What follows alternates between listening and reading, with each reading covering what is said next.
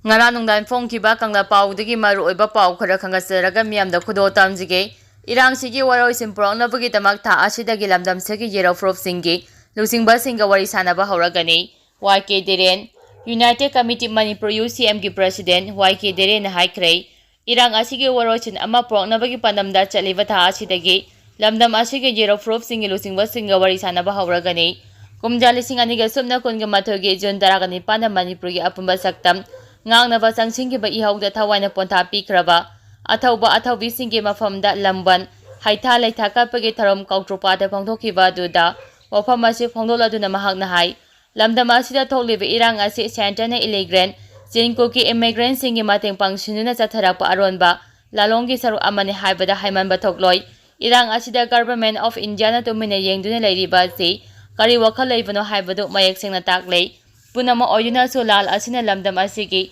laibak lepkadoribani maram aduna Manipur kaihanba yaroi eikhoi maithiba yade haiba phirep asi chetne lawbaga loinana lal asi mai pangnaba lanthengnaba mathok tai lal asi mai pakke hairabadi lamdam asida nungsi chanana khudamiнаklaba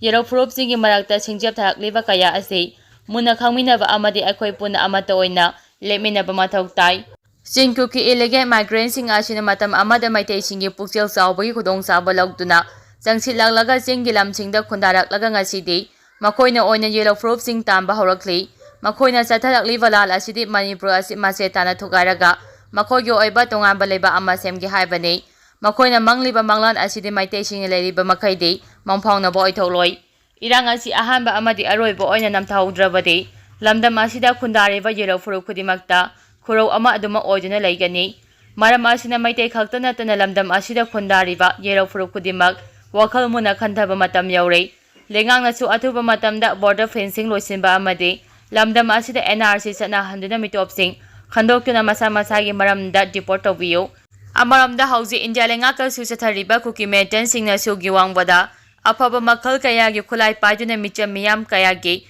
punsi ama chulan tunga pagalona Manipur kaidanaba chapchaba thabo lokhakadabani haike ngasi athabo singi yatafam oiriba kaktruparta athabo singi mafamda lamban haitha leitha katkiba aduda UCM gi maru oiba thami sing amadi tonga balop singi miyoi sing su saru yaki makha tarapa pauda khul ngakpa singna khul ngaktuna leihouraga eikhoina punna Delhi da chatlaga khongjang changsinbagi tengai fadaba laklei sei khudingi pangthoklaga lakpa khongjam turel langban haisoi katpagi tharmasi ngasi khongjang wall memorial trucks amadi diamond radio anina selaga pangthokhrei kuntraga mathoi suba langban haisoi katpagi tharam aduda saru yakiba miyamna khongjom turelda hailei katlaba matung langban chara tamki tharam aduga mari leina trucks asigi president su oiriba hanagi minister M Hemantana hai mareba ki damakta thawaina ponta pikraba thawosingi mafamda lamban chara tambagi tharam asi sei khudingi pangthokthuna lakle tharam asi pangthokpigi maru eba pandamde matamdagi athauba ipaipu singi mathongna maringjel adu masa masu oiriba eikhoigi mirol khudingna khudung inba ngamnaba amadi ikai khumnabo utpani Haujik thokliba Manipur ge lal asi mairik pidagi majawbi haurakpa haibada oire lal asi matam chana laksimba ngamhodaba maramna ngaside thokliba lal asi tha taraga taruk fare Manipur da hauriba ihau asi center da kariguma makhala amatigi akanba safu pibagi mami taraktaba maramna eikhoina changsileba ihau asi handokpa mathau tare matang asida khulngakpa singna khulngaktuna leihouraga eikhoi punna Delhi da chatlaga khongjang changsinbagi tengai fadaba lakle haina mangna makhatana phongdokki Amaramda wangkai mairaba memorial trucks amasing ningthemcha ningsinglupna angro Manipur lanjauda saru yakiba thabo singi mafamda langban thagi haisoi kapagi tharamasi khongjom tengo lekai gi khongjom turelda pangthokre haidi makha tarakpa pauda mairoi singbu lana lamjingjuna khulai oina sijina bigano suk student union of Gangleipak suk safongla khiba sei taraga humdoi surakpaga iroinana ngasi mairoi lupa sigi wangkhaida leiba mayai loisangda Foundation Day tharam pangthokrai tharam aduga mai lejina suki president dana komaring thogjamna hai hauji lamdam asida thokliba irang asina maram oiraga mairoi singi career amadi laik laisu tambada ajobo jaitheng ama piri marak asida miyoi khujok kharana lanai gi oiba interest da mairoi singbo lana lamjing labra haibagi ajobo singnaba leirei masimak yamna lebak thibani maram asina mairoi singna section firep lawbagi tangai fadaba lei mairoi singna khongjang changsinba matamda changsileba khongjang adugi maram khangna amadi lusingba naina khongjang changsinsei miyoi kharagi thawinsinda hektama khongjangda ꯌꯥꯎꯁꯤꯟꯕꯒꯤ ꯍꯩꯅꯕꯤ ꯊꯥꯗꯣꯛꯁꯤ ꯂꯣꯏꯅꯅ ꯃꯍꯩꯔꯣꯏꯁꯤꯡꯕꯨ ꯂꯥꯟꯅ ꯂꯝꯖꯤꯡꯗꯨꯅ ꯈꯨꯠꯂꯥꯏ ꯑꯣꯏꯅ ꯁꯤꯖꯤꯟꯅꯅꯕ ꯍꯣꯠꯅꯕꯤꯒꯅꯨ ꯍꯥꯏꯅ ꯃꯍꯥꯛꯅ ꯃꯈꯥ ꯇꯥꯅ ꯐꯣꯡꯗꯣꯛꯈꯤ꯫ ꯃꯈꯥ ꯇꯥꯔꯛꯄ ꯄꯥꯎꯗ ꯄꯟꯅ ꯄꯥꯎꯆꯦꯗꯒꯤ ꯃꯔꯨꯑꯣꯏꯕ ꯄꯥꯎ ꯈꯔ ꯈꯪꯍꯟꯖꯔꯒ ꯃꯤꯌꯥꯝꯗ ꯈꯨꯗꯣꯜ ꯇꯝꯖꯒꯦ꯫ One nation one election Modi ꯀꯦꯕꯤꯅꯦꯠꯅ ꯑꯌꯥꯕ ꯄꯤꯈ꯭ꯔꯦ꯫ ꯂꯣꯛ ꯁꯚꯥ ꯑꯃꯗꯤ ꯑꯦꯁꯦꯝꯕ꯭ꯂꯤ ꯏꯂꯦꯛꯁꯟ ꯃꯇꯝ ꯑꯃꯠꯇꯗ ꯄꯥꯡꯊꯣꯛꯀꯗꯧꯔꯤ꯫ ꯂꯩꯕꯥꯛ ꯑꯁꯤꯒꯤ ꯍꯥꯟꯅꯒꯤ ꯄ꯭ꯔꯁꯤꯗꯦꯟꯠ ꯔꯥꯝꯅꯥꯊ ꯀꯣꯕꯤꯟꯗꯅ ꯂꯨꯆꯤꯡꯕ ꯑꯋꯥꯡꯕ ꯊꯥꯛꯀꯤ ꯀꯃꯤꯇꯤꯅ ꯋꯥꯟ ꯅꯦꯁꯟ ꯋꯥꯟ ꯏꯂꯦꯛꯁꯟꯒ ꯃꯔꯤ ꯂꯩꯅꯅ ꯄꯤꯈꯠꯈꯤꯕ ꯔꯤꯄꯣꯔꯠ ꯃꯣꯗꯤ ꯀꯦꯕꯤꯅꯦꯠꯅ ꯉꯁꯤ ꯑꯌꯥꯕ ꯄꯤꯈ꯭ꯔꯦ꯫ ꯑꯦꯖꯦꯟꯁꯤꯒꯤ ꯄꯥꯎꯅ ꯍꯥꯏ ꯂꯩꯕꯥꯛ ꯑꯁꯤꯒꯤ ꯑꯣꯏꯅ ꯂꯣꯛ ꯁꯚꯥ ꯃꯤꯈꯜ ꯑꯃꯁꯨꯡ ꯁ꯭ꯇꯦꯠꯀꯤ ꯖꯦꯅꯔꯦꯜ ꯑꯦꯁꯦꯝꯕ꯭ꯂꯤ ꯃꯤꯈꯜ ꯑꯄꯤꯕ ꯃꯇꯝ ꯑꯃꯈꯛꯇꯗ ꯄꯥꯡꯊꯣꯛꯅꯕ ꯍꯥꯟꯅꯒꯤ ꯄ꯭ꯔꯁꯤꯗꯦꯟꯠ ꯔꯥꯝꯅꯥꯊ ꯀꯣꯕꯤꯟꯗꯅ ꯂꯨꯆꯤꯡꯕ ꯑꯋꯥꯡꯕ ꯊꯥꯛꯀꯤ ꯀꯃꯤꯇꯤꯅ ꯔꯤꯀꯃꯦꯟ ꯇꯧꯔꯛꯈꯤꯕ ꯔꯤꯄꯣꯔꯠ ꯑꯃ ꯉꯁꯤ ꯌꯨꯅꯤꯌꯟ ꯀꯦꯕꯤꯅꯦꯠꯅ ꯑꯌꯥꯕ ꯄꯤꯈꯤꯕꯅꯤ꯫ ꯀꯃꯤꯇꯤꯒꯤ ꯔꯤꯄꯣꯔꯠ ꯑꯗꯨ ꯍꯟꯗꯛ ꯆꯍꯤꯒꯤ ꯃꯥꯔꯆ ꯊꯥꯗ ꯄꯤꯈꯠꯂꯛꯈꯤꯕꯅꯤ꯫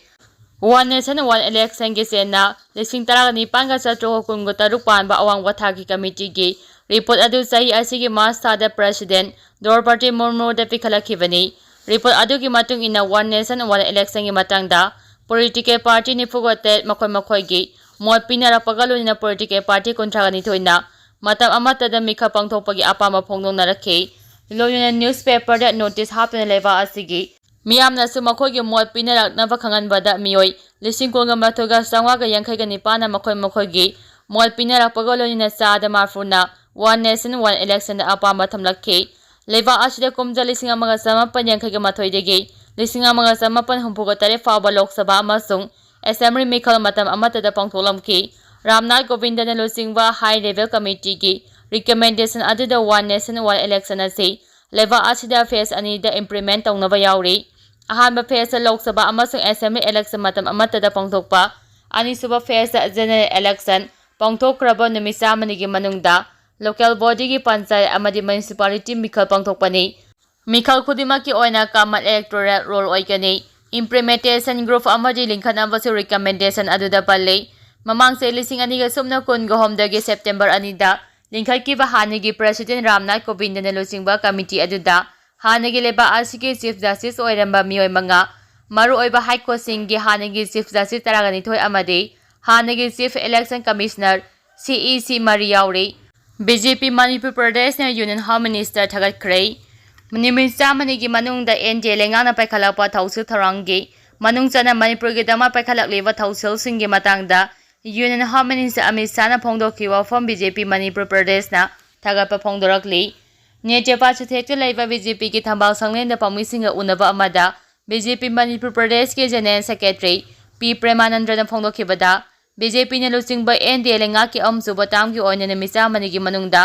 ꯄꯥꯏꯈꯠꯄ ꯊꯕꯛ ꯊꯧꯔꯝꯁꯤꯡ ꯂꯥꯎꯊꯣꯛꯄꯗ ꯌꯨꯅꯤꯌꯟ ꯍꯣꯝ ꯃꯤꯅꯤꯁꯇꯔꯅ ꯉꯔꯥꯡ ꯃꯅꯤꯄꯨꯔꯒꯤꯗꯃꯛ ꯐꯣꯡꯗꯣꯛꯈꯤꯕ ꯋꯥꯐꯝ ꯑꯗꯨꯃꯛ ꯑꯐꯕ ꯈꯣꯡꯊꯥꯡꯅꯤ꯫ ꯌꯨꯅꯤꯌꯟ ꯍꯣꯝ ꯃꯤꯅꯤꯁꯇꯔꯒꯤ ꯋꯥꯔꯣꯜ ꯑꯗꯨꯗ ꯃꯅꯤꯄꯨꯔꯒꯤ ꯏꯔꯥꯡ ꯑꯁꯤ ꯏꯟꯗꯣ-ꯃ꯭ꯌꯥꯟꯃꯥꯔ ꯉꯝꯈꯩ ꯁꯝꯕꯜ ꯈꯥꯗꯕꯗꯒꯤ ꯑꯣꯏꯔꯛꯄꯅꯤ ꯍꯥꯏꯕ ꯈꯪꯕꯗꯒꯤ ꯀꯤꯂꯣꯃꯤꯇꯔ 30 ꯁꯝꯕꯜ ꯈꯥꯔꯕ ꯃꯇꯨꯡ ꯂꯦꯝꯍꯧꯔꯤꯕ ꯉꯝꯈꯩꯒꯤ ꯁꯔꯨꯛꯁꯤꯡꯁꯨ ꯁꯝꯕꯜ ꯈꯥꯅꯕ ꯁꯦꯡꯁꯟ ꯇꯧꯔꯦ ꯍꯥꯏꯕ ꯋꯥꯐꯝ ꯌꯥꯎꯔꯤ꯫ ꯃꯁꯤꯗ ꯅꯠꯇꯅ ꯃꯤꯌꯥꯝꯒꯤ ꯑꯄꯥꯝꯕ ꯃꯇꯨꯡ ꯏꯟꯅ ꯉꯝꯈꯩ ꯉꯥꯛꯄꯒꯤ ꯊꯕꯛ ꯑꯁꯤ ꯍꯥꯟꯅ ꯂꯩꯔꯤꯕ ꯁꯦꯟꯇ꯭ꯔꯦꯜ ꯐꯣꯔꯁꯁꯤꯡꯒꯤ ꯃꯊꯛꯇ ꯑꯍꯦꯟꯕ CRPF ꯄꯔꯁꯣꯅꯦꯜꯁꯤꯡ ꯗꯤꯄ꯭ꯂꯣꯏ ꯇꯧꯅꯕ ꯊꯕꯛ ꯂꯧꯈꯠꯂꯦ꯫ ꯐ꯭ꯔꯤ ꯃꯨꯚꯃꯦꯟꯠ ꯔꯤꯖ꯭ꯌꯨꯝ ꯂꯧꯊꯣꯛꯈꯤꯕꯅ ꯚꯤꯖꯥ ꯌꯥꯎꯗ꯭ꯔꯕꯗꯤ ꯏꯟꯗꯣ-ꯃ꯭ꯌꯥꯟꯃꯥꯔ ꯕꯣꯔꯗꯔ ꯄꯔꯤꯡꯗ ꯍꯥꯟꯅꯒꯨꯝꯅ ꯆꯠꯊꯣꯛ-ꯆꯠꯁꯤꯟ ꯌꯥꯔꯝꯕꯗꯨ ꯌꯥꯔꯔꯣꯏ ꯍꯥꯏꯕ ꯋꯥꯔꯣꯜꯁꯤꯡ ꯌꯥꯎꯔꯤꯕ ꯑꯁꯤꯃꯛ ꯃꯅꯤꯄꯨꯔ ꯃꯤꯌꯥꯝꯒꯤ ꯑꯣꯏꯅ ꯑꯆꯧꯕ ꯃꯥꯏꯄꯥꯛꯄ ꯑꯃꯅꯤ꯫ ꯂꯝꯗꯝ ꯑꯁꯤꯒꯤ ꯃꯤꯌꯥꯝꯗ ꯑꯍꯣꯡꯕ ꯃꯃꯜꯗ ꯅꯣꯡꯃꯗ ꯆꯪꯗꯕ ꯌꯥꯗ꯭ꯔꯕ ꯄꯣꯠꯂꯝꯁꯤꯡ ꯐꯪꯍꯟꯅꯕ ꯀꯟꯇꯤꯟ ꯍꯥꯡꯗꯣꯛꯄꯒꯤ ꯑꯌꯥꯕ ꯄꯤꯔꯛꯄ ꯑꯁꯤꯅ ꯃꯤꯌꯥꯝꯅ ꯊꯦꯡꯅꯔꯤꯕ ꯑꯋꯥꯕ ꯈꯔ ꯃꯈꯩꯗꯤ ꯀꯣꯛꯍꯟꯕ ꯉꯝꯂꯒꯅꯤ ꯊꯥꯖꯩ꯫ ꯃꯅꯤꯄꯨꯔ ꯂꯩꯉꯥꯛꯅꯁꯨ ꯏꯁꯇꯦꯠ ꯑꯁꯤꯒꯤ ꯑꯣꯏꯔꯤꯕ ꯐꯤꯚꯝ ꯑꯁꯤ ꯌꯦꯡꯗꯨꯅ ꯇꯣꯉꯥꯟ-ꯇꯣꯉꯥꯟꯕ ꯃꯐꯝ 19ꯗ ꯐꯦꯌꯔ ꯄ꯭ꯔꯥꯏꯁ ꯁꯣꯞ ꯍꯥꯡꯗꯣꯛꯅꯕ ꯊꯕꯛ ꯂꯧꯈꯠꯂꯛꯄ ꯑꯁꯤꯃꯛ ꯃꯤꯌꯥꯝꯒꯤ ꯑꯆꯧꯕ ꯌꯥꯏꯐ-ꯊꯧꯖꯦꯜ ꯑꯃꯅꯤ ꯍꯥꯏꯅꯁꯨ ꯃꯍꯥꯛꯅ ꯊꯥꯒꯠꯄ ꯐꯣꯡꯗꯣꯛꯈꯤ꯫